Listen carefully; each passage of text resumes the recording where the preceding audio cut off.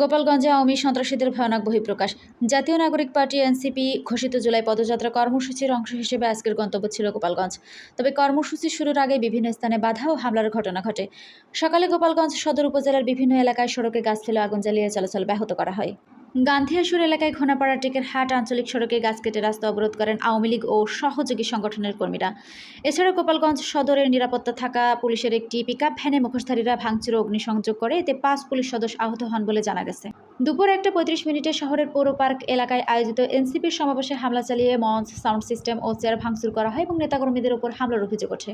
এ সময় পরিস্থিতি নিয়ন্ত্রণে আনতে পুলিশ ফাঁকা গুলি ও টিয়ারশেল নিক্ষেপ করে। পুলিশ ও র্যাবের সহায়তায় কেন্দ্রীয় নেতাদের শহরের বাইরে নেওয়ার চেষ্টা করা হলেও আবার শহরে ফিরিয়ে আনা হয়। পরবর্তীতে তাদের নিরাপত্তার স্বার্থে গোপালগঞ্জ পুলিশ সুপারের কার্যালয়ে নিয়ে যাওয়া হয়।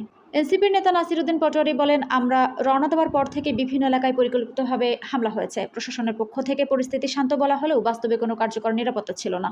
এ ঘটনাকে রাজনৈতিক বিশ্লেষকরা উদ্বেগজনক হিসেবে দেখছেন। তারা বলেছেন, দেশের গণতান্ত্রিক অভিযাত্রা ও রাজনৈতিক সহনশীলতার জন্য এটি একটি সতর্কবার্তা। একই সঙ্গে অন্যান্য রাজনৈতিক দল ও অন্তর্বর্তী সরকারের পরিস্থিতি গভীরভাবে পর্যবেক্ষণের পরামর্শ দিয়েছেন তারা।